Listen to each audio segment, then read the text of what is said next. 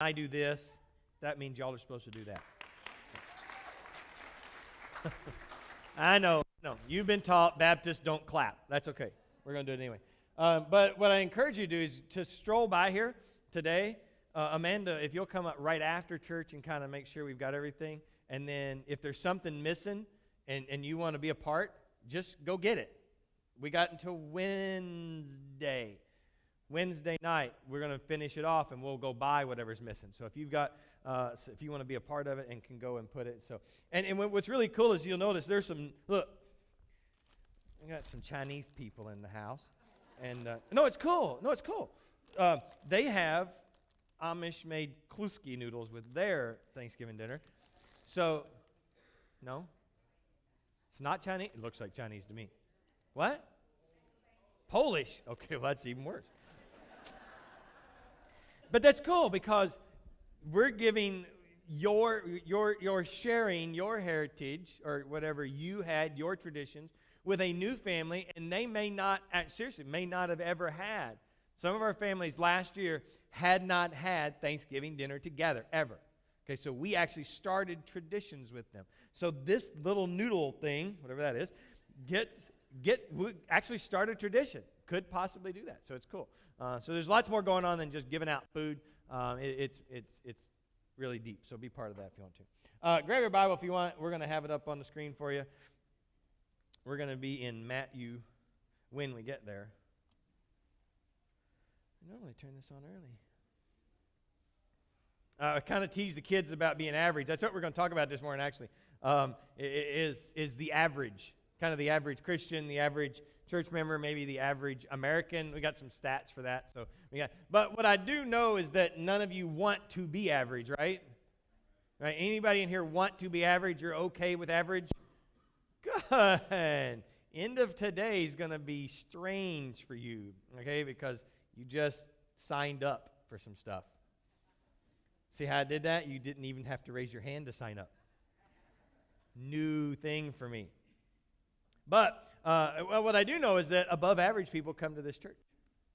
It's the greatest church on the planet. So only above average people are allowed in. So thank you for being, I'm assuming you didn't want to be average, but that meant you wanted to be above average, not below. Anybody want to be below average? Good. Just making sure we weren't in there. But you don't want an average anything. You don't want an average boss. You don't want to be an average boss. You don't want an average spouse. You don't want to be an average spouse. You don't want to be an average employee. You don't want to be average anything. And you and I actually don't find ourselves with this conflict in our life because we really don't want to be average. We're not trying to be average, right? We just kind of going along, and we don't consider ourselves to be average. This week, it happens in our family a lot. This week, Sean Taylor he said something. He said, well, the average person. And so Sherry Ann said, and is that what you want to be? You're striving to be average? Is that it? And he's, no, I'm not. But, the average person. Not me, but the average person. Have you ever said something like that? Not me, but the average person. Right? You've said that? Okay, well, we're going to look at something just a minute, trying to mess you up. We don't think ourselves as the average guy. You're not going to find anybody out with it. You're not going to find a group of men out together talking about their wives, and one of them go, my wife, she's average. Right? It's just not going to happen. We just don't do that. We don't talk about being average. We don't want to marry average people. We don't want to do business with average people. Like I said, we don't want to come to an average church. You don't want to do average things. However, this slide tells us that the averages are actually an indicator of what's most true of us. You look at averages, and it tells you what's the most true about your life. Isn't it funny how that is? You don't want to be average, yet the averages tell you what's most true about your life. What's the average person do? What does the average person spend? And you kind of want that baseline. You want to know about the average person. You just don't want to be the average person. You want to take that average and then measure up to it. But do you realize that when you do that, you find out what the average person does, And when you find out you're at least average, you're okay with that. When the answer comes back, well, the average person does this, and you're like, well, so do I. I'm cool. But you don't want to be average, right? Let me enlighten you a little bit. The average is based on you. You set the averages. You are asked the questions. Your life is setting up the average. Does that make sense? You can kind of get lost in this math. I know I did. Some of it's okay to be an average. Are you okay being an average American? Don't lie. You're okay being an average American. Yes, you are. And many times you're okay being an average American because you know that in America, you're actually above average as far as the planet goes. You live in the greatest country with all of the greatest values, and aside from any problems you are on to right now. But when you look at that, you're okay being an average American because you're above average all over the other place. Weird, huh? Kind of weird. Let me tell you some things about the average American. Let's see where you're at. The average American, they spend 103% of their income. Yeah, you laugh at that. Now, think about the second one. There's $15,000 in credit card debt. Where do you line up with that? Yeah, you're above average. I thought that was low. Yeah, I thought that was low. 23 pounds over their ideal weight. No elbow nudging anywhere. Well, I think somebody else ought to set the ideal. That's all you got to do is change the ideal. You're fine. Hates the job because of their boss. You'll not find that here at Beach Baptist. They love their job, don't they? They love it. Love their job. Love my job. The more we make, the less we give in percentage. Not maybe in gross dollars, but in percentage. What they've studied is the more money you have, the less of a percent of it you give away. We're not talking about church. Don't misunderstand this. This is in the whole America. The more you give away in percent, the more you have. Uses one form of deception in one of 5 social interactions. That means, how many talked to more than 5 people this morning when you walked in the door? Yeah, what the average says is that you used some form of deception in one of those interactions in some way. How's it going? Oh, good. And that was a lie. Okay? Could have been. Yeah, you having a good week? Yeah, pretty good. Lie. Could have been anything. Could have just been any. You how you doing? That's a nice dress. And I don't know if any of y'all said that or not. Nice shirt, if somebody said that. I don't know. You have an 8-second, the average American, I say you, but the average American has an 8-second attention span. Listen, the goldfish beat us. How you study a goldfish's attention span, I don't know, but the average goldfish is 9 seconds. And you're at 8 seconds. We'll get a little more personal, just a little bit more personal. We know about the average dad. Check this out. Let's see if you're an average dad or not. The average dad spends 27 and a half hours per week engaged in some sort of entertainment. And that could be anything. And that number scares me right there. 27.5 hours a week entertainment. That could be Google searching or researching, just something entertainment. If you play golf, that's actually 5 rounds of golf per week. Figure that out. But they spend 7 hours per week engaged with their kids. That's the average dad. So where do you fall? Are you average? Or are you above average? Are you below average? I don't know. See, none of us want to be average. You lead those things, you're like, I don't want to be that. I don't want to do that. All those things, most of it, you didn't want that. Guess what? Jesus doesn't want you to be average either. And he spent a lot of time talking to us about ways to be above average. He actually explained some things. There's an average way, and then there's an above average way. He talks to us about what it means to live above average. And we're going to look at some things he said this morning about being above average, and then a way for you, actually instructions for you in one area to live above average. But first, I got to give you a test to find out if you are average or not. Okay, so I'm going to put something on the screen. Actually, Morgan's going to put it on the screen through me. We'll say it that way. You have to answer as soon as it shows up, all right? She's not going to show you the answer until after you've at least tried to answer. So as soon as it pops up, you fill in the phrase. The first phrase is an eye for an eye and a are so smart. The next one is turn the other. Okay, there's a lot going on over here. Not a lot going on over here. Cheap seats. Here you go. Here we go. He would give you the...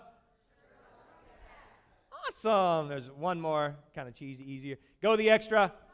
Oh, good. See? Oh, yeah. Good stuff. Good stuff. So, how many of y'all knew the answers to those? Cool. You're average. That's average. Now, here's the real questions. Where did those 4 phrases come from? Where? Somebody said the Bible? Yeah, we're in church. That's average. Good answer for that one. Where at? Who? We're at in the Bible. Sermon on the Mount. Somebody said Sermon on the Mount. 3rd row. That's good stuff. That's above average. Sermon on the Mount. All 4 of those phrases come from Sermon on the Mount. Now, we probably use them wrong, and we're going to look at a little bit of that this morning. But Jesus actually said all of those phrases, or at least alluded to those phrases, or we have gotten those phrases from something Jesus said. And he wanted us, when he did this, when he said this, he was telling us how to be actually above average, above the average person. Now, the Sermon on the Mount, just quick note on that. In Matthew, it's all collected together. Some people, you called it, started out what, Beatitudes area, kind of. It's Matthew chapter 5. But he talks about this things and stuff, and gives you ideas and options to live and all this stuff. Matthew put it all together and called it Sermon on the Mount. In reality, there's a lot of people who debate that it wasn't all one sermon. If you look at Matthew, Mark, and John, or Mark, Luke, and John, most of the things are in there. They're just in different places. So some of us actually believe that Matthew just compiled it, and he took a few sermons and he stuck them into one sermon. Neither here nor there, but I think it's really cool to have in case you go to a cocktail party and somebody asks you, and you'll be able to say, well, my pastor says that it's not. And then they can say, well, your pastor's wrong, and you can go, maybe. That's okay. But they're all things we can live by. That's for sure.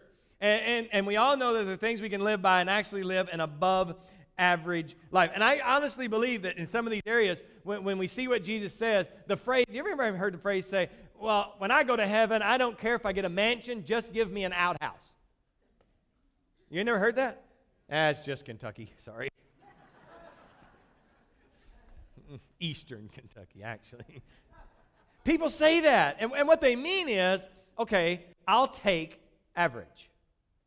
Okay, I don't want to do the above average stuff as long as I can still get to heaven and live average. You see, you actually want to live more average than you're willing to admit. You actually are and want to be more average than you want to admit.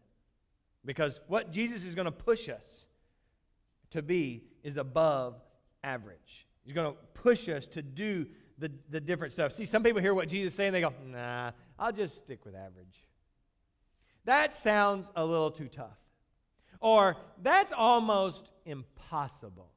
Because, really, do you have to do that? And in reality, the answer is no, you don't have to. You can actually live average. You can just have a mediocre walk with Christ. You see how that doesn't even make sense? But you can have it. I wouldn't want it. But what Jesus did, he took the old standard, he took the old law, and he raised it up. He magnified it. He looked at it through the lens of following him, so to speak. So that when you look at the things that the law said, he comes back and he says, okay, we can do it a little different. So the average. So here, Jesus is going to teach us how to be. I mean, he actually started this whole talk out with 2 things about a wide road and a narrow road. Y'all remember that?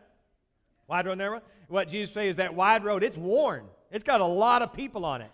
It's average. And the narrow road, it doesn't have a lot of people on it. It's only for the above average people. And he would say that average way of life, that average walk, it leads to death. That wide walk, that narrow road, it leads to life.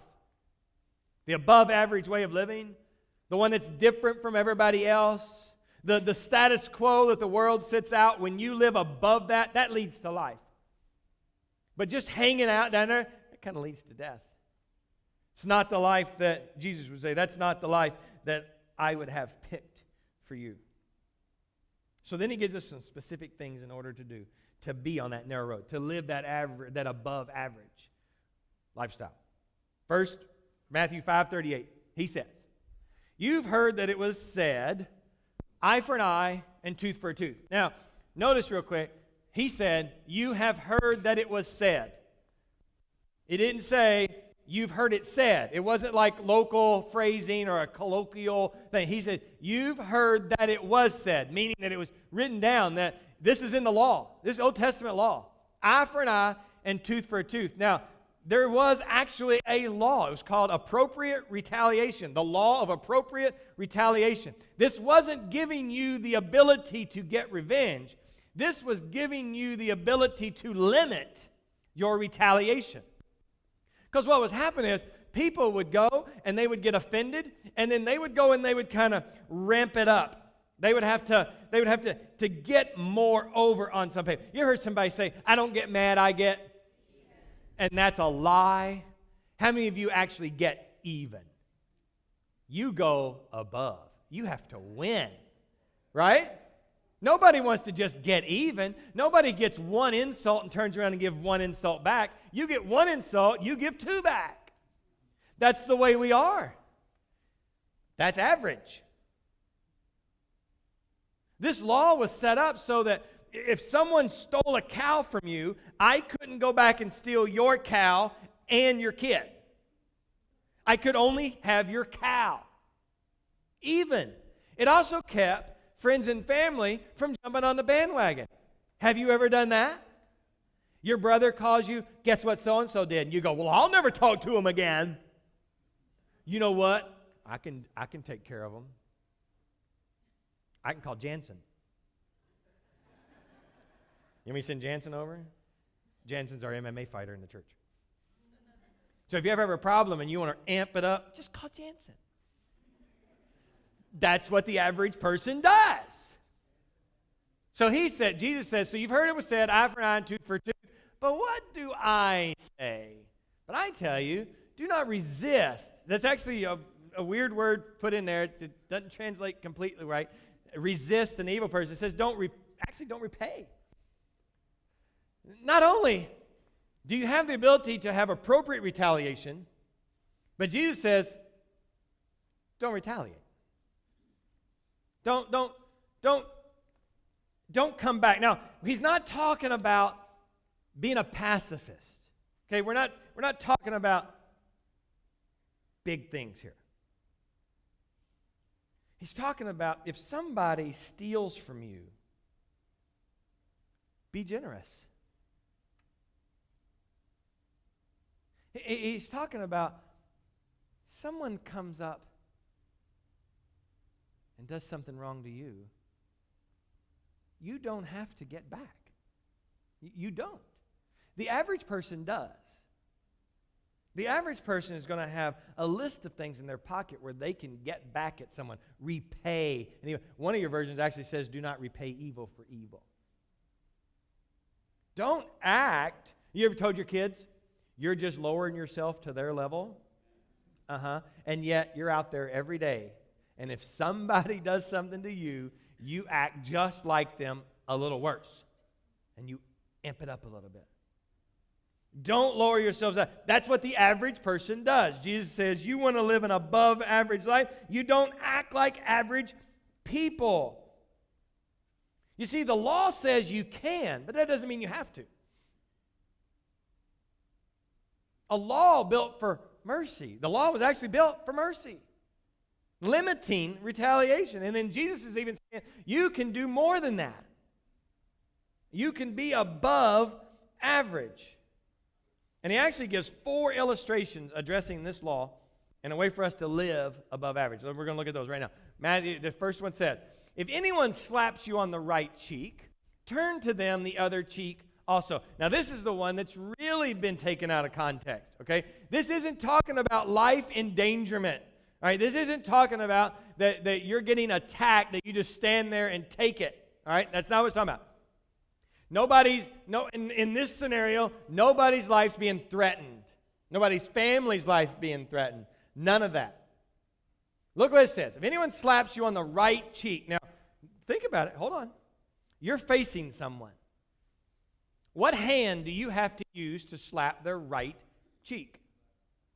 Your left. How many of you are left-handed? Okay, thank you. Because the average American and actually planet inhabitant is right-handed. And in Jesus' day, that number was 90 to 95% right-handed. How does a right-handed person hit someone's right cheek? Because he is very specific here. He didn't say your cheek, turn on the other cheek. Your right cheek. There's a reason. How does a right-handed person hit someone's right cheek? The backhand. What in the what? Who cares? Well, that's how you insulted someone.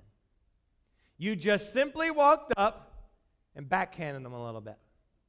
You didn't even have to swing hard. It was just simple public humiliation to walk up and backhand somebody on the right cheek. Jesus says, somebody does that to you, just give them the other one. That's above average. Because the average person is going to turn around and insult them back. Twofold. They're going to maybe backhand them. Jesus says, just turn the other one. Remember, he's not telling you to be a pacifist. He's not telling you to he's not advocating bullying. Okay, that's not it. This is insult. They understood that. You see how if you don't study your Bible and you just read your Bible, you become weird things? You become a pansy Christian? Gee, he would have never wanted you to be a pansy. Y'all know what a pansy is, or is that Kentucky too? Is there a better word for pansy? Sissy, better. We'll use that. Okay, yeah, won't use any of those other ones. Pansy, bad. Then what's he say? He gives us another one. Anyone wants to sue you and take your shirt, hand over your coat as well. Another law was written. Just like in our day, rich people won when you went to court. Understand that? Better lawyers, better whatever, the more money, usually wins. Happened in their day too. There was a law that stated that you could sue anybody for everything. And you could take all of their possessions. So a law was written that says, fine, you can take everything, but you can't take their coat. You gotta leave their coat, because their coat was actually their lifeblood. At night, for many people, especially a poor person, their sleeping pad was their coat.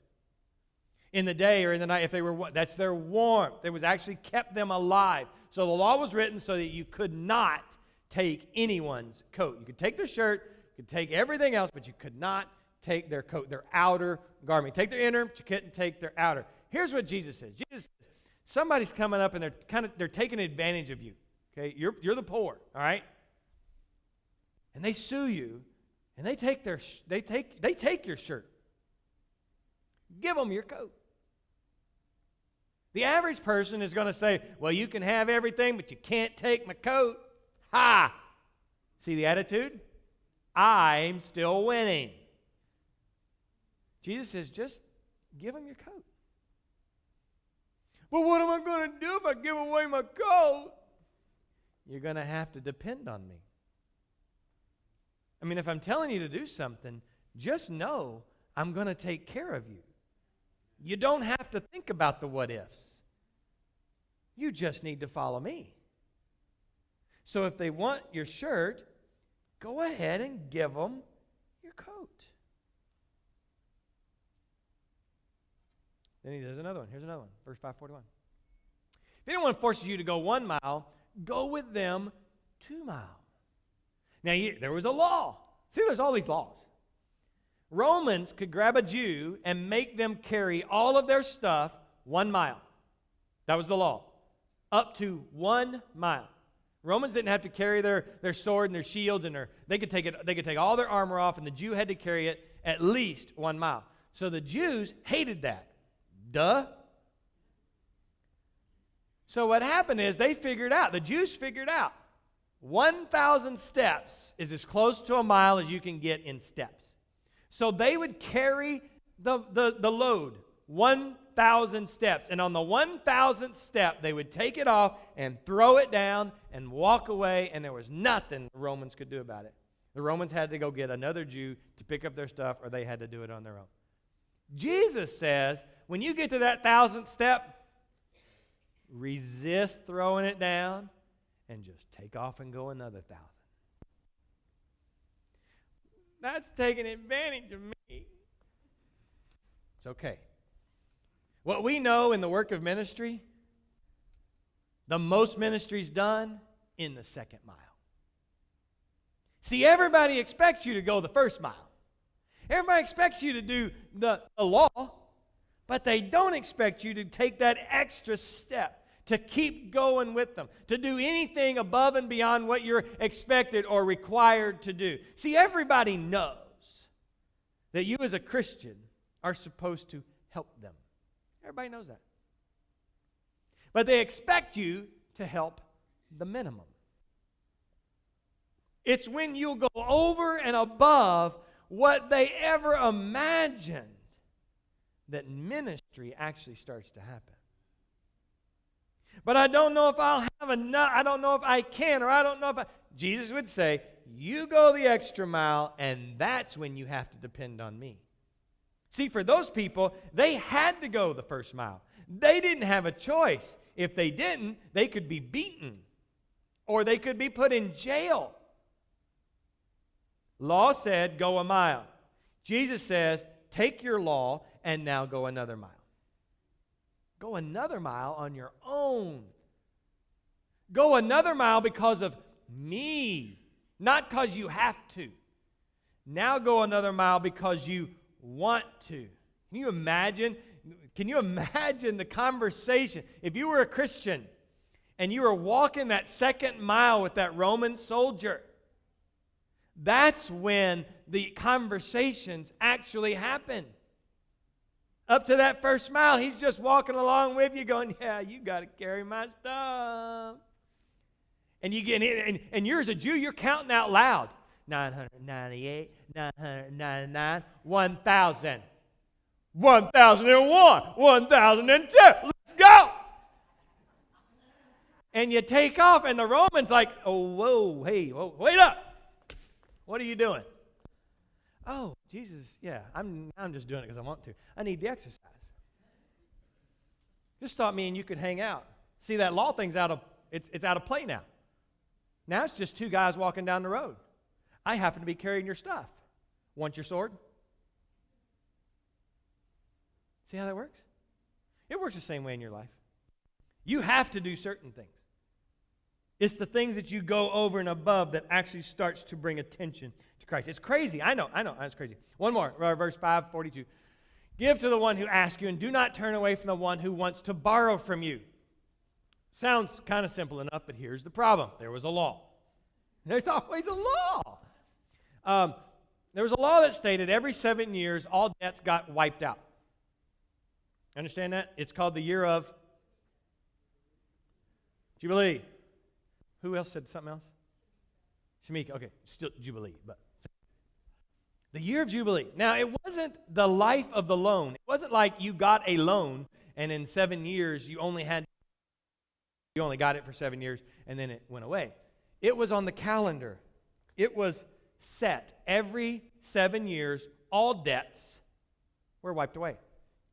What do you think happened in year 6? Think about it. Nobody got a loan. Everybody got stingy because they knew next year it's gone. It's a gift. So Jesus says, don't look at the calendar. Don't look at the circumstances around somebody asking for something. You give as you can give, period.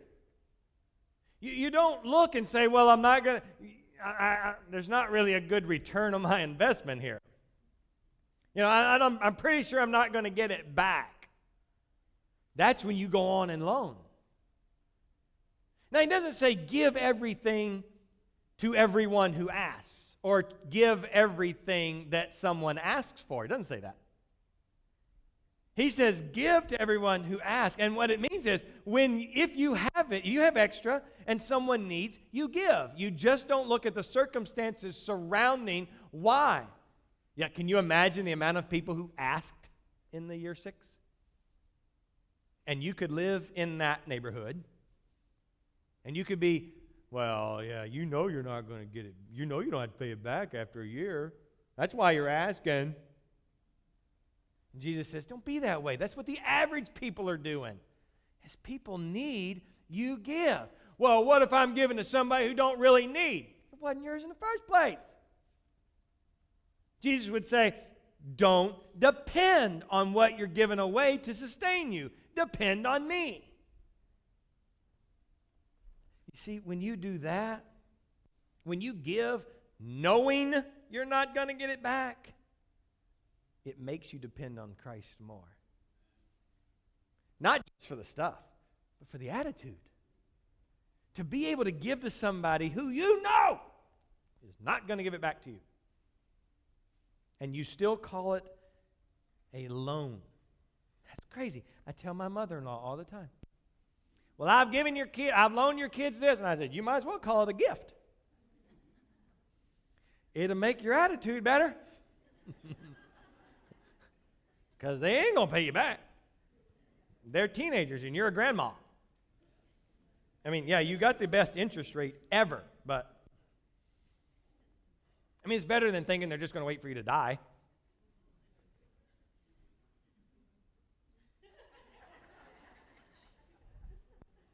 Okay, I'm sorry, but that was in there. I'm sure people were thinking, I'm going to borrow from the oldest person I know. Jesus would say, don't do that. That's what average people do. What? Good save? Thanks. Appreciate that. So let's review what Jesus said. Turn the other cheek, give the shirt off your back, go the extra mile, and always help those in need. That's what Jesus says. Yeah, don't fuss at me. He said it. Now, I know what you're thinking. That you're at the impossible, can't be that way, stop it. This is where you say, I think I'll be average. This is where you say, I'll keep it where I'm at. Guess what? You might be thinking that way, but put that list back up there for me, would you? You love people who are like that. You want your kids to marry somebody who's like that. When you meet somebody like that, you praise them. He will give you the shirt off his back. And you raise that attitude up about him. He never gets upset, or she never gets upset over anything. They get dogged on and dogged on. Don't matter. They just keep on going. Just, I don't do. They will go not just the extra mile, but I think they'd go 5. And man, if you ever need help, it's where you want to go, right there. Right there, because they'll do it. See, you love those people. And yet you'll sit there and go, but I can't do it. I'm just glad somebody can. There's average, and there's above average. Jesus would say, yeah, I'm raising the standard. Yeah, it's difficult, but do you want to be average? So let me ask you another way. I told another way, just because I get it. Nobody wants to be that way. You're not waking up going, man, can I wait and find somebody to give the shirt off my back to today? Man, I just can't wait to go the extra mile. That's not our attitude. It's just not going to happen. So let me ask you this question. What's expected of you? I want you to think about your spouses. I want you to think about your kids. I want you to think about any and all of your relationships. What's expected of you? Because you hate that question. That question drives you nuts every day. It's almost like it's a weight on your shoulders. I'm expected to be this way. I'm expected to do this. And the reason you hate it is because somebody else has control over that. It's their expectations. That's average.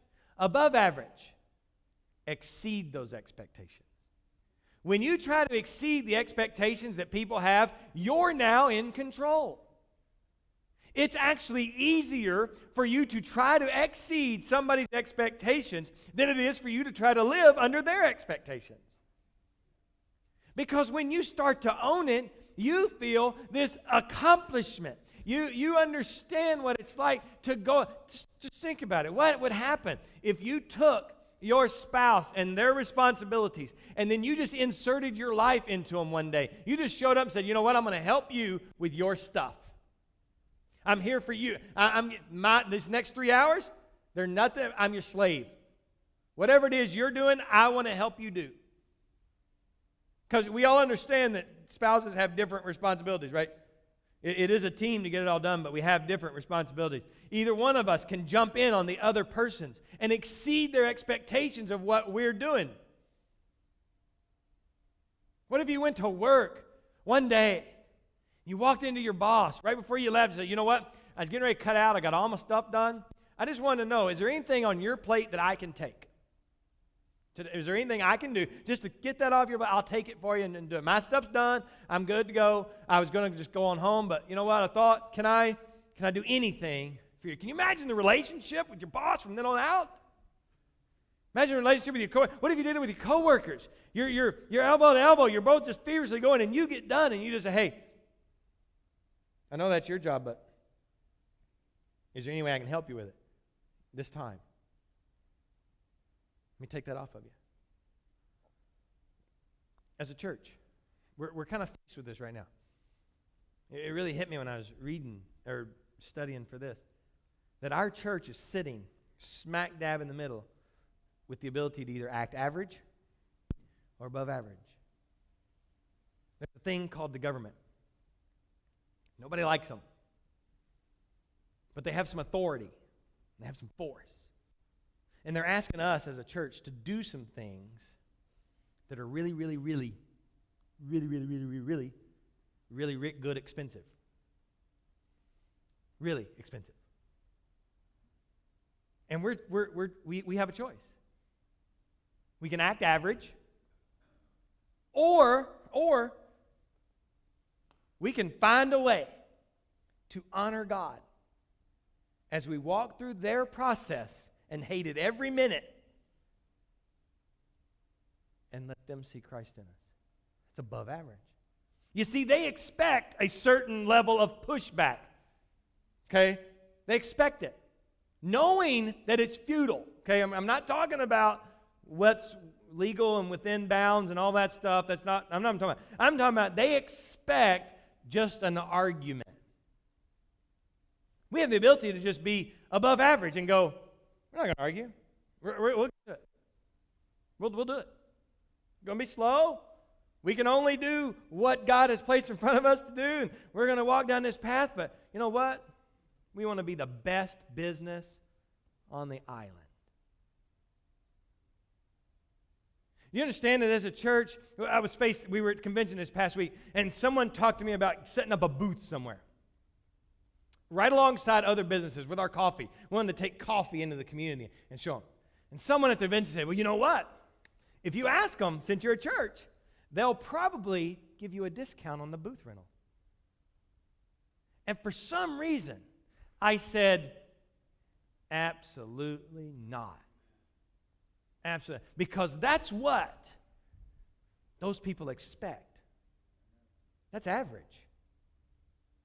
They expect me to roll up in there right next to a guy selling snow cones that paid full price, me selling coffee that only paid half price. They expect me to sit there and expect the same things. Why would I not rather be the best example of how to do a business with God-honoring, God-faithfulness principles? Why would I not want to be sitting there right next to him when he goes, well, you got a discount? No way, absolutely not. Well, how can you afford it? It's a God thing. You know, we're just walking right down the path. We're just doing what God asked us to do. We're paying exactly what you're paying. It's costing us just. See, they already hate us because we have what they call a tax break. We don't generate any revenue for them, so we're already hated by government and other businesses. And then when we exploit that and we push that and we ask for more and more and more, we're just being average and actually being below average in some places. God wants us to be above average in all of our behaviors and all of our attitudes. So what's expected of you, what's expected of your church, find that out and then push it over and above and go and exceed it so that for the purpose of being able to witness. That's when people start to listen to you. If you're just a regular old church, who cares? They're a dime a dozen. There's 7 on this beach. I'm telling you, they all suck, but this one. And I don't know that. I don't know. I get in trouble because I say this is the greatest church on the planet. But I tell every church, and I told every pastor that, and they got mad at me. And I said, if you're not preaching at the greatest church on the planet, you need to go find another job. Because wherever you are, you need to be at the greatest place. You better be working at the greatest job on the planet because that's what you believe in. Not because you're doing it better than everybody else, but because that's where God has placed you and that's what you're doing because that's what God wants you to do. It is the greatest place on the planet. So I invited all of them. If you don't think your church is the greatest church on the planet, you need to get on over to mine because it is. They didn't, so don't worry about it. They're still out there just trudging along. It's okay. So when you start to think about if you've been hurt, because all these things had one thing in common. I don't know if you caught it or not. Relationships. Every one of those illustrations that Jesus gave you was about your relationships. See, some of you may be hurt. Some of you have either hurt or been hurt, whether it could be emotionally, could be physically. It's just, you're out there and people are trying to hurt you. Have you ever heard the phrase, hurt people hurt? When you're hurt, you try to hurt others. Well, Jesus says, just turn the other cheek. Just fix that relationship. Don't try to hurt them back. Stop. Turn the other cheek and fix it. And you'll have an above average relationship. Some of you, something's been stolen from you. It could be emotionally, it could be physically, it could be anything. I mean, and you're trying to either get it back or get payback, and you're working at that, and you're feverishly putting all this energy and effort into getting paid back or getting your revenge. Jesus says, be generous to those people. You really want to mess them up and they're trying to take all you got? Just give them all you got. They ain't got nothing to take anymore. Can you imagine that attitude? Somebody's after you for everything they can get, and you just give them everything they can get. It just takes the wind out of their sails. And the relationship gets fixed. Because, see, Jesus wants you to have an above-average relationship with everybody. Maybe you're being exploited. Maybe you're at your work and you're like, you know what, they didn't hire me for this, and they're doing all this to me, and I'm spending so much more time than I'm supposed to spend, and I work overtime and I only get time. I don't get time and a half. They know we get time and a half. Time and a half. You only get a little bit, whatever. And Jesus would say, well, that's your mile. Now go the extra mile. And whatever that exploit is, somebody could be exploiting you for anything. Just go the extra mile. It takes the wind out of their sails. They don't get to rule over you anymore. They actually have to come back to you and ask you for advice on how you can be so happy and they're being so poopy.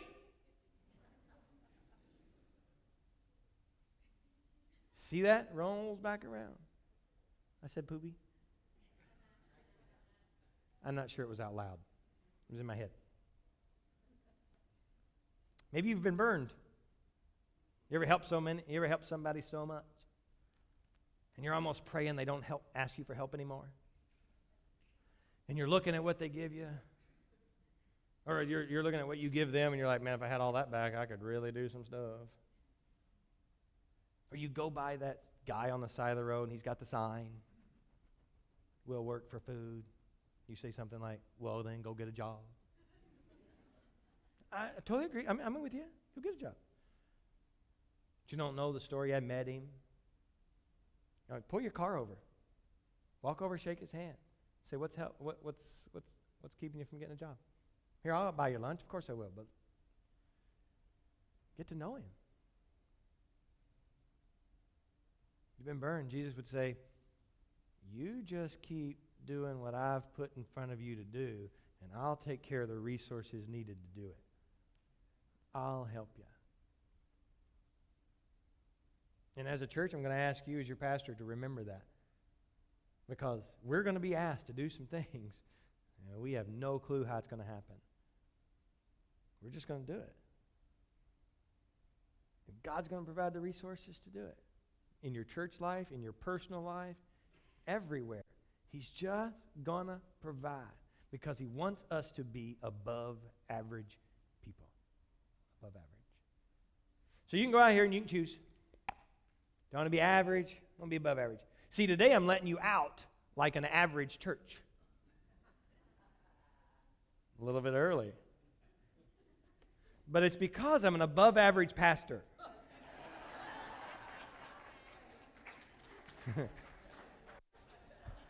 Actually, you're not going to make it. Bikers for Babies is getting ready to fly by here, and you're going to get stuck in our parking lot for like 20 minutes.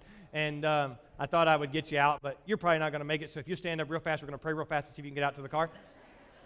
I'm lying. Listen, tonight's movie night, 6:30 in the back building. Bring your, it's already getting ready to happen.